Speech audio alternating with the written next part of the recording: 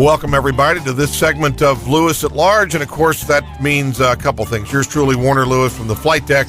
That means that smart talk radio indeed is in your future. Got a good guest for this segment. His name is Andrew Campanella. He is with the National School Choice Week organization. They are very passionate about what they believe in, and we will talk about that in detail here with Andrew. And specifically, they are embarking on a historic trip across the country during National School Choice Week that departs Los Angeles on January the 25th, arriving in New York on February the 2nd. They will be coming through Topeka, Kansas, passing through Lawrence on their way to Kansas City for another event there. We'll let Andrew give us some more specifics about that. Andrew, how are you, my friend? I am doing great. Thank you so much for having me on. You bet. First of all, let's do this. Let's give our Lewis at Large listeners some background here, specifically about National School Choice Week. What is it? What is the purpose? What's the vision? And tell us about it. National School Choice Week was really created 2 years ago in 2011. With a goal of shining a spotlight on effective education options for every child. And it was a grassroots, very organic effort that came from parents and teachers and other activists who support different forms of school choice. Now, that could be public school choice, universal open enrollment, public charter schools, private school choice, magnet schools, online learning, or homeschooling, all coming together and saying, you know what, we're each doing something to promote choice in our own communities, but far too often in this education debate we have in our country, our voices aren't heard because it's the voice of the bureaucracy that always gets quoted and that always has the day. So people came together and said, well, let's have our own week. Let's have National School Choice Week. And people are holding 3,500 events this week, for National School Choice Week all across the country. And we're doing the nation's first ever whistle-stop train tour cross-country, going from Los Angeles to New York. And I'm very excited that we are going through Kansas, where I have relatives, and also having an event in Topeka on Monday, January 28th, Great Overland Station at 11:30, and then Kansas City Union Station, a big rally at night at 4:30 p.m. Andrew, when you say school choice, that implies that right now we may not have that choice or may not be aware of them. What was sort of the trigger, or what's the situation that you see across the country that needs to be fixed? Well, I see, in individual families and in individual school settings. A school might be great for one child, but that doesn't mean it's great for every child. We have choice and options in every other aspect of our life. We choose every time we go to the grocery store, what kind of bread we want, what kind of milk we want to drink. We have options. We choose the cars we drive. We have a lot of options there. We choose the colleges we send our kids to. And as a result of this healthy competition and people being empowered to choose and involved in the choices they make, we have high-quality goods and services and products. And we have accountability for the folks who provide those goods and services and products. But far too often, we don't have that in schooling. And the single most important thing we do is educate the next generation. So why can't we do that? Why can't we provide a challenging, motivating, effective education for every child by giving parents that simple but so powerful choice of being able to choose to send their child either to a public school, which may be great, public charter school, a magnet school, a private school using a tax credit or a scholarship, online academy, or educate them in the home, homeschooling. In many cases, parents don't have those choices.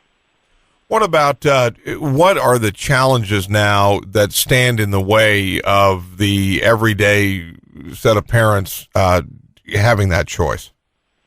I think the single biggest challenge that faces the system and parents face every day is the fact that there is a huge education bureaucracy in this country that is soaking up a lot of money that could otherwise go to classrooms and to teachers, and that is using taxpayer funds to simply promote the creation of more bureaucracy. And that doesn't give parents a lot of choice. I mean, if you have to go through 15 offices to get an answer to a simple question, and you have to have a deputy assistant to the assistant superintendent making hundreds of thousands of dollars a year when teachers haven't gotten raises in 5 years, we have a fundamental problem with our system. So we need to shock that system and improve it, and the only way to do that quickly so that no child is truly left in the lurch here is through school choice, letting parents choose. What about those that say that there is value that children all receive at some level a consistent either level or certain kinds of subject matter that are trained on several of the same things? I would say that school choice provides that, and actually school choice raises the bar, because what you find in school choice programs, whether it's open enrollment or private school choice or charter schools, is that when you see a line around the block for one school because parents want to choose it, other schools that are losing kids to that school say, hey, what's going on at our school? What can we do to improve? What can we do to be more like the school that everybody wants to go to? And they improve. So it actually raises standards and raises the bar for schools. And if we keep this going and increase it and increase the momentum for choice in this country, what we're going to see is just higher level of education for every child in every school. It doesn't matter where. Again, if you just joined us, yours truly, Warner Lewis from the flight deck of Lewis at Large Radio, talking to Andrew Campanella. He is with National School Choice Week. They are embarking on a tour of the country, starting in Los Angeles, ending up in New York on February the 2nd. They'll be passing through this area on Monday and Tuesday in Topeka, and then in Kansas City. Andrew, who would be, again, to give our audience a perspective here, who would be someone that would be taking a counter view to what you're saying? Tell us about that. I honestly think that the folks who would take a counter view to something like this would be folks who maybe have a personal or organizational financial stake in keeping things the way they are. And unfortunately and honestly, there are people like that in this country who would rather say that, we need to focus on buildings and we need to focus on bricks and mortar and we need to focus on adult jobs and we need to focus on maintaining things because that's the way we've always done them. And, I just have to say to those folks, you're forgetting that the single most important person in any school building is not the administrator or the bureaucrat. It's not even the teacher. It's the student. And then after that, it is the teacher. Do you feel, is it fair to say that the whole concept of national school choice is an indictment of the current public school system, or you're just offering up another choice? Oh, no, not at all. I don't think it's an indictment at all. I think that actually school choice would shine a huge positive spotlight on schools that work and public schools that work. Hey, I'm a public school graduate. I went to 12 years of public school in New Jersey where I grew up. I had a great, high-quality, challenging, motivating public education. I am proud to be the son of a public school teacher. My mom is a teacher. And I think that there's nothing more important in this country than to provide a high-quality public education and education of choice for parents to kids. So, no, I think that school choice will help public schools. I think there's a systematic problem, and I would indict a system, and that system is a system of not being able to let parents choose, and the people responsible for that are not teachers. They're not even, in some cases, administrators. They are elected officials who don't have the courage to make changes. What about what kind of support are you getting? What are your sort of logical support areas? Who do you? I noticed you've got there is a lot of support for the idea and the concept of national school choice, but who would be some affinity groups? Well, let me give you just an example of what's going on in Kansas City. We're having an event on the 28th, and we're having a luncheon in Topeka also on the 28th. We have folks like Lisa Keegan, who's the former Arizona Superintendent of Public Instruction. She's a moderate Republican. And we also have Joe Trippi, who's a Democratic strategist, and Fox News contributor. So we have people who run the spectrum. We have Democrats for Education Reform, fully on board planning events. We have several different progressive groups. And, yeah, we also have conservative and Tea Party groups. And the thing I love about National School Choice Week is this effort can truly bring people into the same room on an issue where they can agree, and they might not agree on anything else, including, what to get for lunch. So this is pretty exciting. You finding, again, you said the organization's only a couple years old. The concept is not new, but do you see a movement like this growing?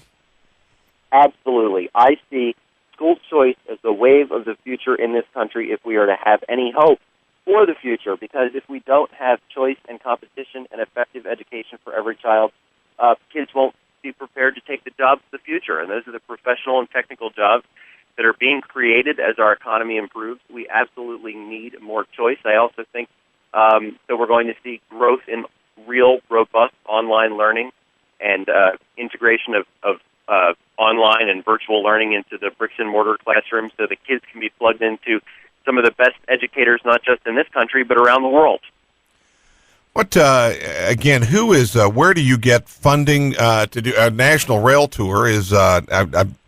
Selfishly, from my point of view, I'm into, I like trains, so I think it sounds really cool, but as an adventure, but how do you get funding and how you support yourself? Well, that's a great question. Every single one of these 3,500 events that are taking place all across the country, they're being funded by people who are sitting together and saying, listen, we really want to participate in this because we want our collective voices as parents, as students, as teachers, as folks just caring about the future of our country. We want our collective voices to be heard during National School Choice Week. And we want to stand in the spotlight that is this week and stand on the platform that School Choice Week is providing, because they're independently funding all of these events on their own. Now, in terms of our national efforts, we are so grateful to have the support of organizations and foundations who care about our work. And I think that just like any public awareness campaign, we couldn't do it without those folks. What about once this is over, once the tour is over, what kinds of things are you doing during your normal life the rest of the year to promote these various choices? Being president of School Choice Week means you get 51 weeks of vacation. That sounds all right. Basically, we work on this issue, talking with families all across the country. The day after School Choice Week 2013 ends, we will be working on School Choice Week 2014. This has grown so much since 2011, when we had 150 events. Those early adopters who said, yeah, I want to be involved in this new idea, who created this organic effort. And then last year, 400 events, and now 3,500 events, 1,100 or 1,200 of them, which are publicly posted that people can attend on our website. So what happens the day after is we start talking to people who hear about it and say, wait, I wasn't involved this year. I want to be involved again next year. And what I love about this is that it involves the public in this public policy issue. This isn't about research. It's not about white papers. It's not about doing polls and studies. It's about getting parents and teachers and students involved in an issue that will affect their futures.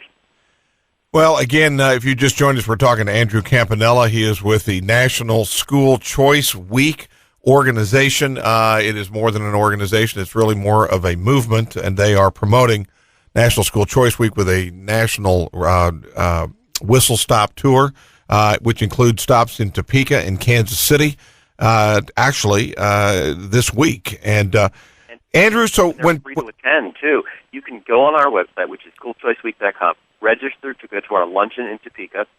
We've got great speakers, Lisa Graham Keegan from Arizona, who helped write some of the nation's first public charter school laws, and Lisa Snell from the Reason Foundation are going to talk about what can Kansas learn from other states. I think it's going to be a really interesting discussion. And then at night, come to Kansas City Union Station at 4:30. We're having a huge party.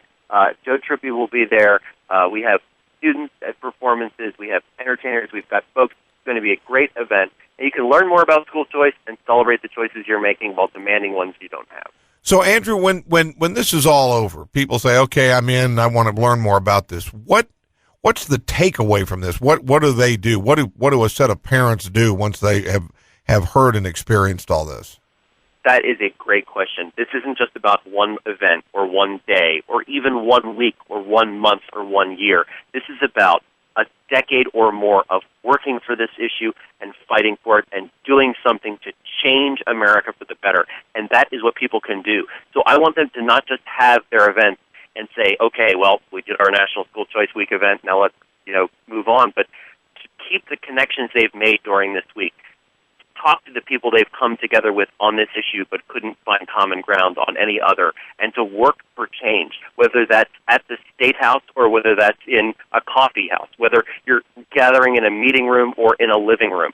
Just get together, talk about this, do something about it. Contact your leaders via email and phone. Write letters to the editor.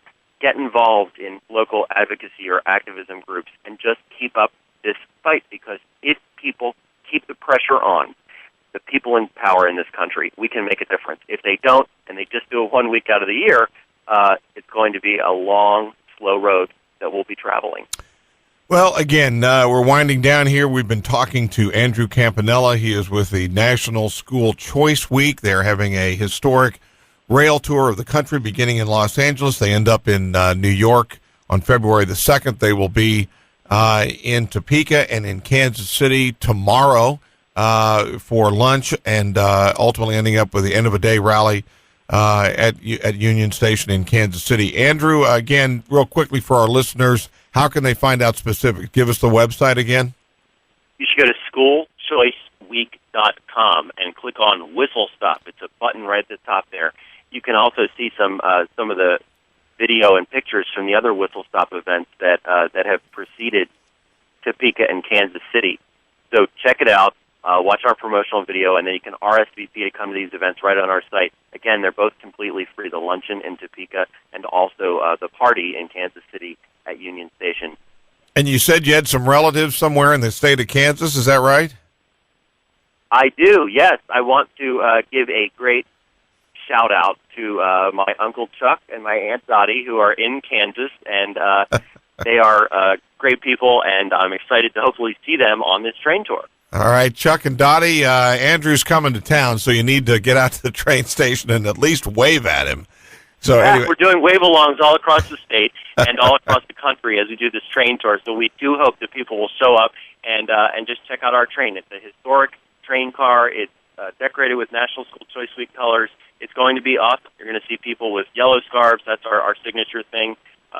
Doing balloon launches and everything possible to raise awareness for this issue. Yeah, that train, by the way, will be rolling through Lawrence, too, at an early morning hour, but you can go down there to the Santa Fe Depot and wave at them as they drive through. Hey, Andrew, thank you so much for your time, and good luck, and maybe we'll have you on again in a year. Thank you so much for having me. I appreciate it. All right, we'll be back with more right after this on Lewis at Large.